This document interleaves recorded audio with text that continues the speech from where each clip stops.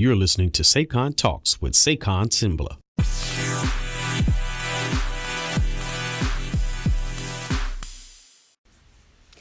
Greetings, everyone. Hello. I'm back, y'all. It's Saycon Sengbloh, and this is another episode of Saycon Talks.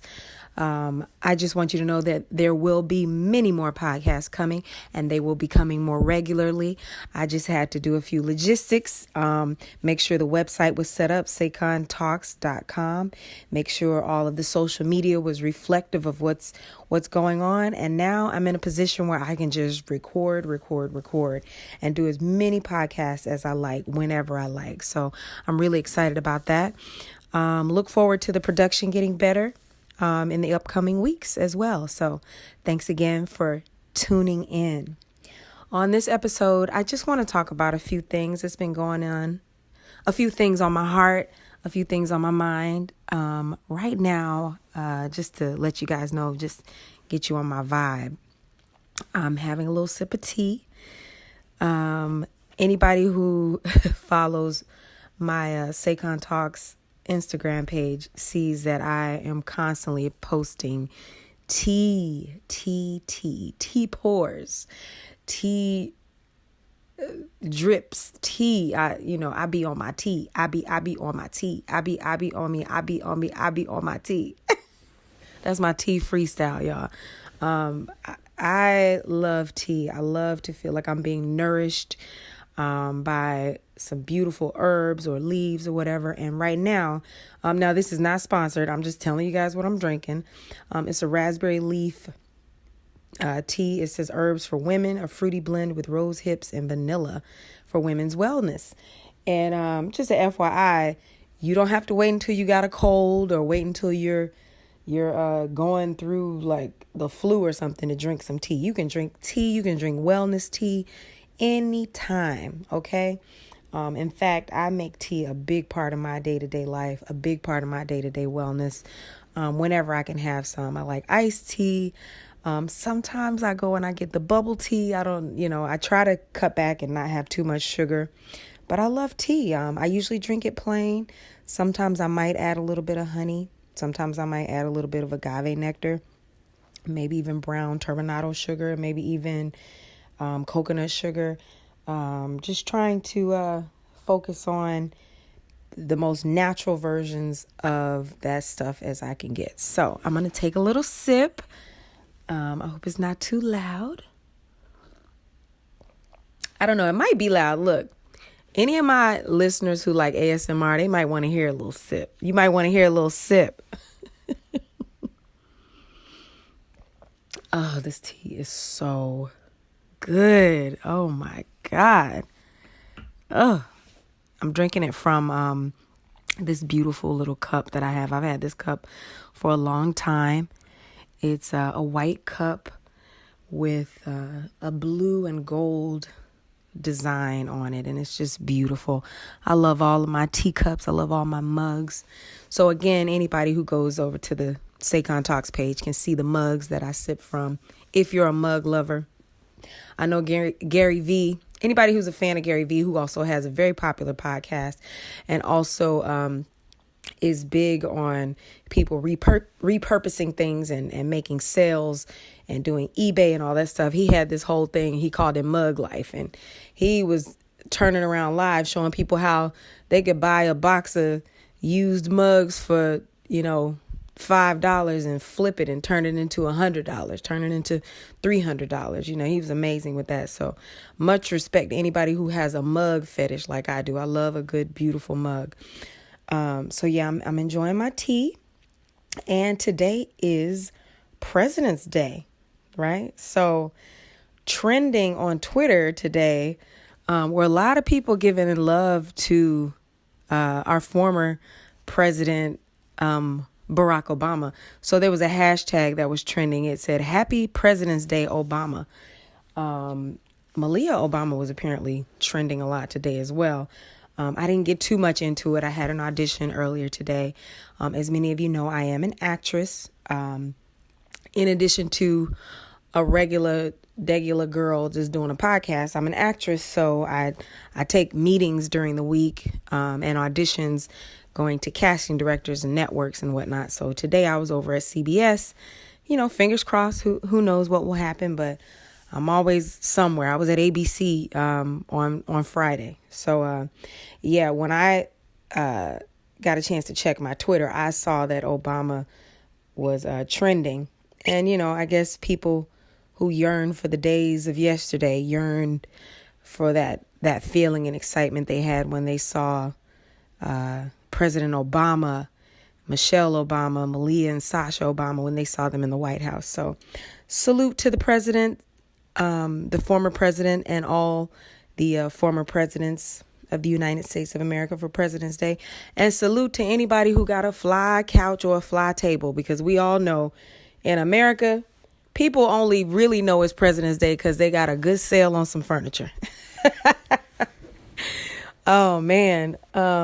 Honestly, if I could, I would probably, I can, but I'm probably going to move soon. But I would have got myself a little piece of furniture here and there just to switch up some things. Love a little home decor. Anybody out there who loves home decor, who loves tea, who likes smoothies, it might seem like, what is she talking about? But there are some people out there that really get into smoothies and that type of thing. So check out my Instagram page, SayconTalks, and you can you'll see some of my Saycon smoothies that I do. I do smoothies, several times a week. I won't say every day, but several times a week. Sweet smoothies, bitter smoothies, green smoothies, fruity smoothies, nutty smoothies, herbal smoothies, all kinds, just because I'm all about nourishment and wellness. So again, check out my Instagram page, Saycon Talks. And please also take a moment to go on YouTube and search Saycon Talks on YouTube and check out that channel. I'll be posting some really cool stories, some really cool things that I've been doing in the coming days. We'll be back in a moment.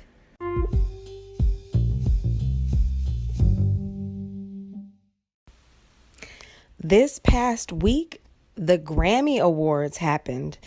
The 2019 Grammy Awards, hosted by the beautiful Alicia Keys, who is amazing and such an amazing soul singer. I've sung many of her songs at an audition or two. She was looking beautiful. She's been, doing this. She started a focus a couple years ago on less makeup, and just focusing on her more natural style beauty. And so she was wearing some beautiful gowns. She was doing head ties, big, thick, long braid in the back. She was looking really good. I'll be honest, I did not see the whole Grammy Awards. Okay. I did not see the whole show. But I was I took a moment to just see what people were talking about on Twitter, because my phone was like bzz, bzz, bzz, bzz. I could just feel my phone vibrating in my pocket. I'm like, what is going on? And apparently a lot of people are getting real antsy about the Motown tribute on the Grammy Awards. So I got on there. It was fairly late. And my tweet was, and quote, "Woo, I got on here to see what's popping. Hashtags the Grammys and hashtag Motown, hashtag Saycon Talks podcast. Hashtag Black Twitter is lit tonight. Celebratory, angry, pontificating. Too much excitement for me. I have an audition in the morning, and I just saw, by the way, meet Vera Stark." Now that was one tweet packed full of information, because I literally, that was the thing, was I went to see the show that night, and I knew I couldn't hang out too late. It was alumni night down at the Signature Theater in New York, where I've worked a couple of times, and there was a lot of excitement going on, and I was just like, why am I getting tweeted, back to back? What is happening? And basically, I remember hearing a few days before about Jennifer Lopez performing the Motown tribute for the Grammys. And I didn't really have a huge remark about it. I saw people talking about it, and I think maybe because of whatever I was focused on at the time, I didn't like zero in on it too hot. And then I was watching a morning talk show, and I heard some ladies talking about it, and it was The Real. I was watching The Real, and the ladies were really kind of getting into it about their opinions about who should be performing at this Motown tribute. And so there were people who were of the opinion that Jennifer Lopez should not be performing, that someone of African American descent, or someone who's known more as a soul singer, or someone who, I don't know, people just wanted somebody different, right? And they wanted it for various reasons, based on her style of performance, based off of what they used to seeing or knew from, the classic Motown style, whatever. I know that people were really looking for something different. So people had a lot of opinions about it. Then you had a lot of people who were just like on some crossover tip. They were just like, hey, everybody grew up on Motown. Jennifer Lopez grew up in the Bronx. She's just as American as the rest of us. She probably has Motown in her heart like anybody else. So why shouldn't she perform at the Motown tribute? And then I heard I listen to a lot of stuff. I watch a lot of stuff. I listen to a lot of different programs and things. So I remember somebody, oh Lord, it might have been Kaya. Somebody made a comment like, well, they wouldn't go have a black person to go sing Beady Beady Bom Bom if they were doing like a tribute to Tejano music or Selena. And that really kind of sparked an interesting debate in my head. On one hand, a multicultural appreciation of Motown is absolutely necessary for the survival of that music. It cannot just be music that's purchased by black people. But on the other hand, it is February. It is the quote unquote Black History Month of 2019. And why not take that moment to celebrate with all of these original Motown stars? So on that same award show, you also have Diana Ross. There was this huge performance moment that Diana Ross did. But it was like separate. It wasn't combined with the Motown tribute. And so I ended up going on YouTube. I searched it and I watched Jennifer Lopez's performance. Let me have a little sip of tea. And in her performance, there was feathery gowns. She was giving her glamour girl, showgirl, showdown look. I think she did a great job. She did the damn thing. She was shaking her bum, doing her thing. Smokey Robinson came out for a moment and sang a little My Girl with her. I think, in fact, he was like, my gin, talking about my gin. He sang gin instead of My Girl, and she was, throwing her head back and being glamorous and all that stuff. Then it was a brief moment where Alicia Keys crossed the stage with her in the Papa Was a Rolling Stone moment, which now Papa Was a Rolling Stone is one of my favorite songs of all time. Okay, don't let me get back into my Motown classics now. Okay. And there was this brief moment where J-Lo put on a hat and then she walks across the stage with Alicia Keys. And I was just thinking it was just like a little stage cross, but I could have used, maybe a couple more bars of Alicia singing. But I don't know if Alicia would, Alicia is one of them soul singers. She's not a person like who, tries to sing soft or make it pretty. She's a soul singer. She sits at that piano and she wails. And maybe, I don't know, they just had this brief little moment with Alicia walking across. And then later on, they brought in Neo, and he was doing the Stevie Wonder number, and he was playing at the piano. J-Lo did her showgirl thing on top of, it was like a baby grand piano, and she looked beautiful. She was dancing. She sang. They did a little Tina Marie. Everybody get up. The horns were playing. The band was pumping. It was a hot little moment. But I will say, in my own personal opinion, I would have liked to have had a couple more artists singing as a part of that tribute, just because of the fact that it's possibly true that we as African Americans may not have the exact same opportunities if there were a celebration of music in other genres, I hear the Dolly Parton tribute was the bomb. I need to check that out. I'm a big fan of Dolly Parton's. In fact, if you want, please search. I have a version on my page, SayconTalks. I did the song. I did my own arrangement of Jolene. I sang Jolene, and I love that song, and I have my little version of that. So I heard that Dolly Parton did her thing. I saw Cardi B. I know Cardi B did her thing. She had the feathers. I saw the Vogue tribute to the Mugler original pieces that she wore throughout the whole night. So that was exciting and yet controversial when she won in her category. So it was just controversy. And I think, with the Grammys being an older institution, things are just changing. Things are changing. The way that people consume music has changed.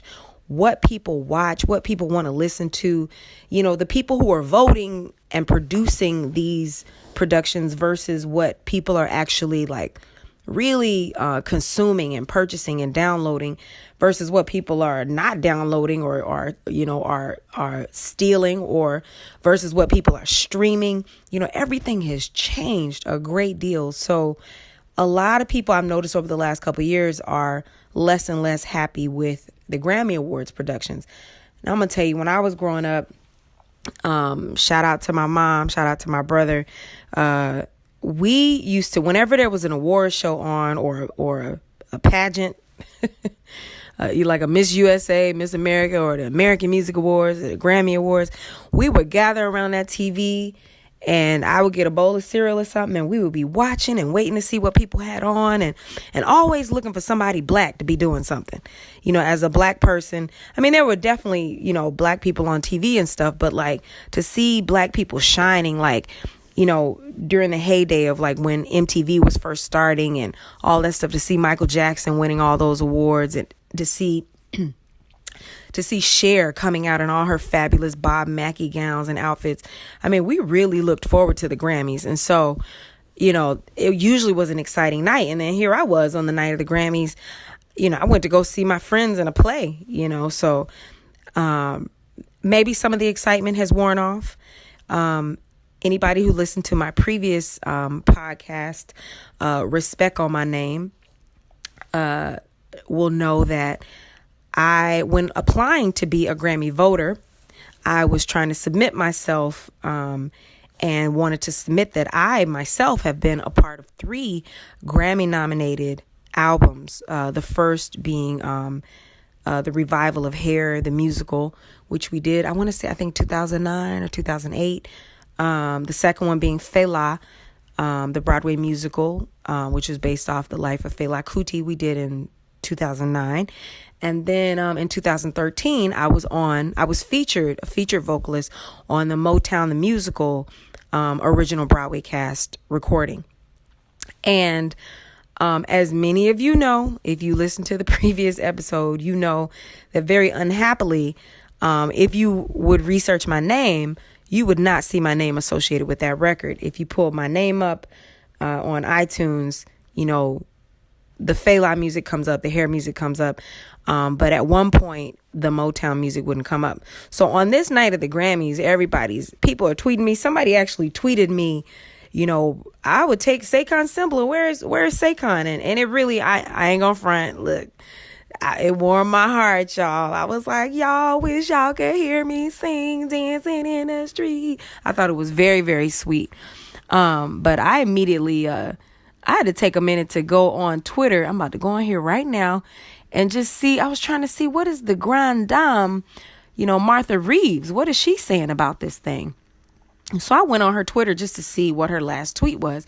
And her last tweet that she posted this month in particular, I don't mean last because she's still posting, but the last tweet that she posted was on February 14th. And it says, "I thank God for waking me up just like birds and letting me sing. Martha Reeves." So the Queen Martha Reeves didn't say anything about the Motown tribute on the Grammys. And look, I wasn't really about to say nothing too crazy either. You know what I'm saying? Because, I think when people do, the thing that we have to remember with these award shows, with these events, is awards on one hand are absolutely to honor people for the work that they've done. But the other thing we have to remember is award shows are great opportunities to promote projects, and also great opportunities to showcase people whose brand is up, who have a new record coming out, a new show happening. I'm having another little sip. Hold on.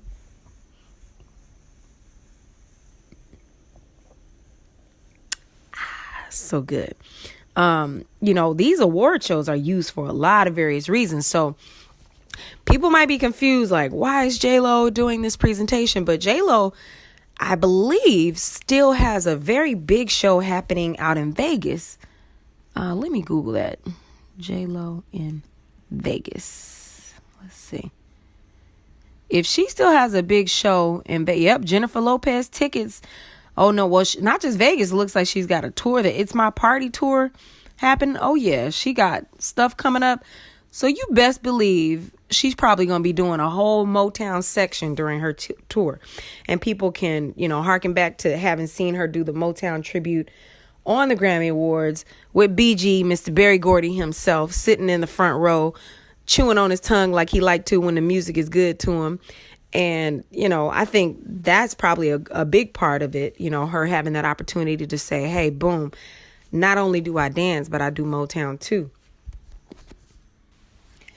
And the beautiful thing about it is that the Motown brand is up, which is going to be really good for some friends of mine who are going to be in the upcoming Temptations musical called Ain't Too Proud, which I saw when I was in Toronto. They did a small tour before they have come to the Broadway stage. And those are some of the hardest working gentlemen I have ever seen in my life.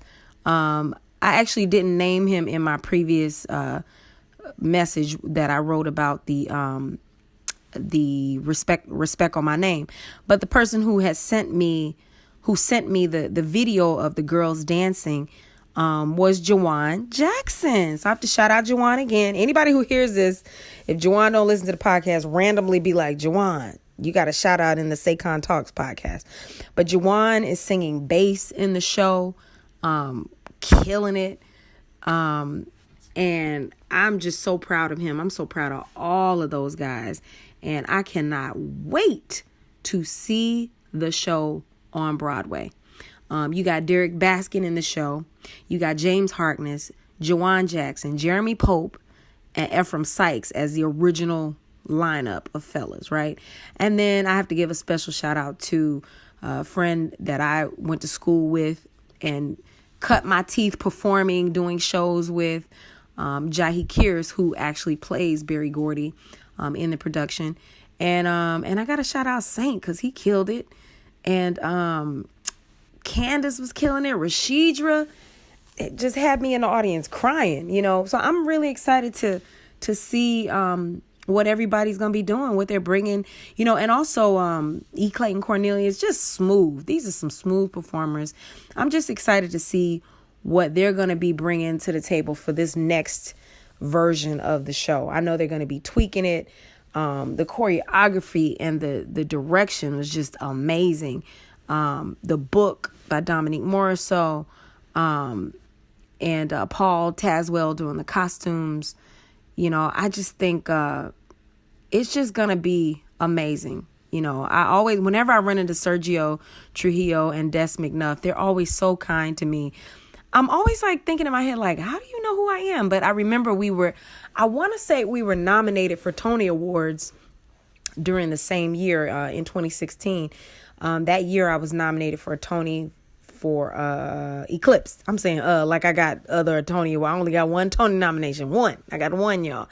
And it was for Eclipse in 2016.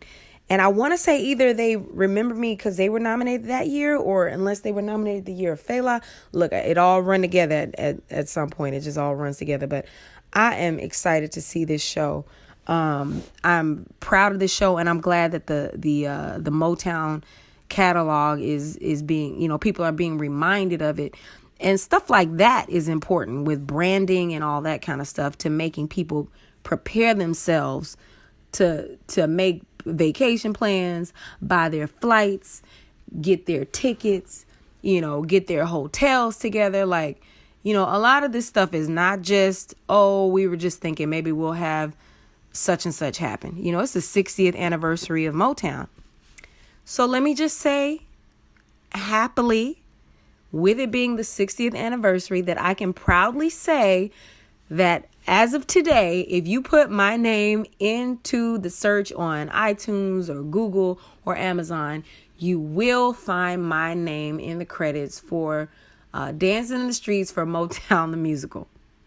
Now, the reason I'm laughing is maybe because it might seem like a little thing, but man, metadata is important, y'all. And for the history moving forward, I want people to know that that's my voice, the same way that I'm pretty sure that Ms. Martha Reeves herself is proud for people to know that that's her voice when they hear the original recordings of Dancing in the Street, right? These are classical songs, not classical, but they're classic songs. And anybody who loves Motown will love when Ain't Too Proud comes to the theaters. So, honey, fingers crossed I'll be there opening night if they, if they want to hook me up and give a sister a ticket. You know what I'm saying?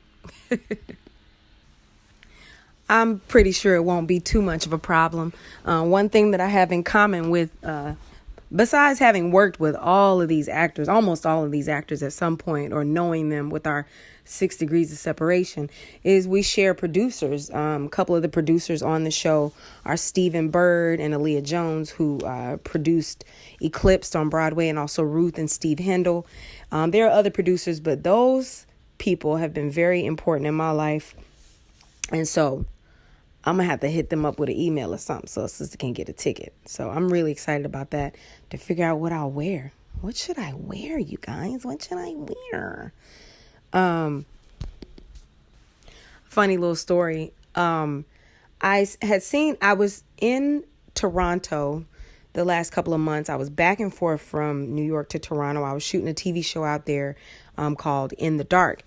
And so, there was a lot of busy days, and then there would be random days where I was on hold and I didn't work or whatever. And my sleep schedule was so off. And I remember this one night, I was just like, oh, let me get ready to go to bed. And the fire alarm went off and the whole building got evacuated. And I go outside and I'm standing outside and I see a bunch of college students. I guess a bunch of students were staying in the condo that they were putting me up in. And then I see this one brother with dreadlocks, and I said, is that Kenny Seymour? And I look, and sure enough, Kenny Seymour, who happens to be the music arranger and orchestrator for the show, was standing outside, and standing next to him was Rashidra Scott. And I'm like, is that Kenny and Rashidra? We all standing outside in the cold, waiting to be let back into the building. So running into them reminded me, oh my God, I got to get my tickets. And next thing I know, I was right there watching that show. I actually went to the opening night in Toronto, and it was a cool night.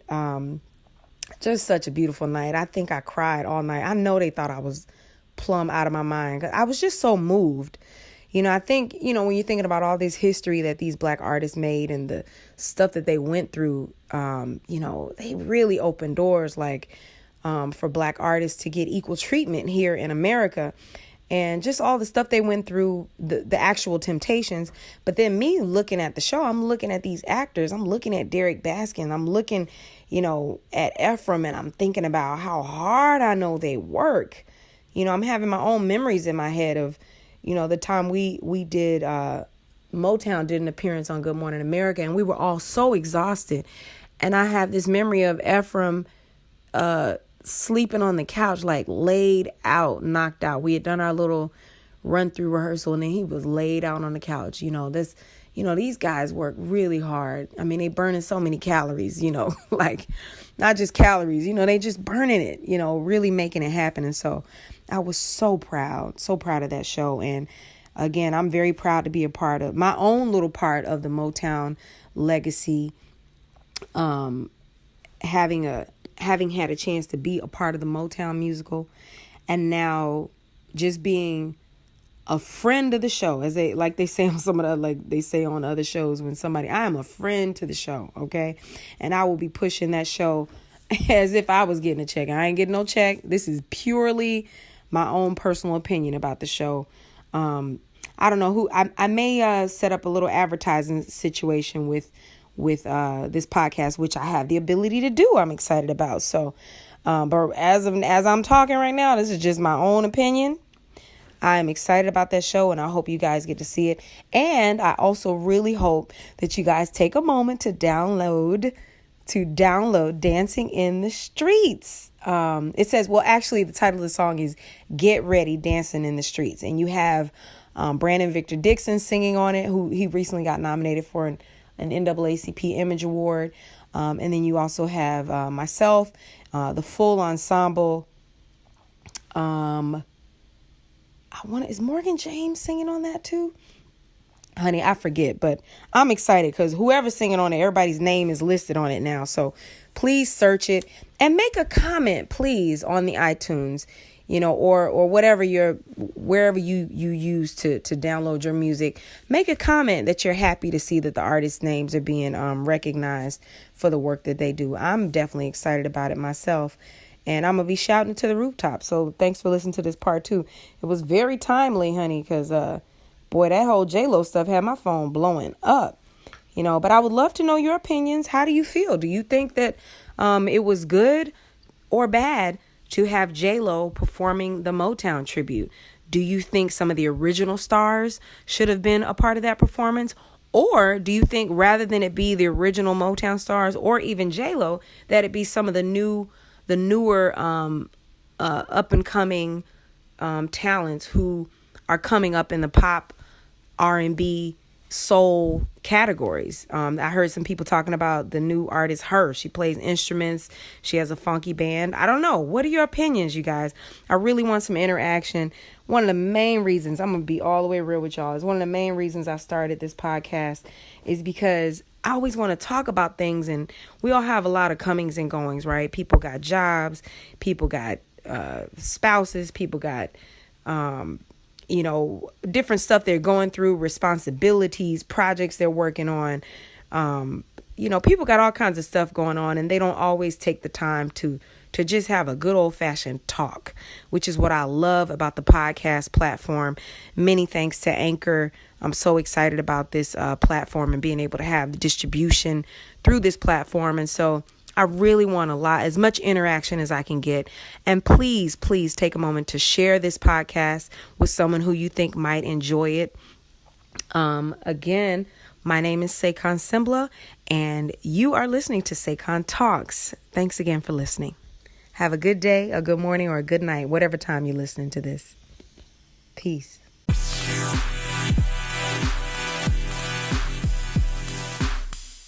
Honey Wax,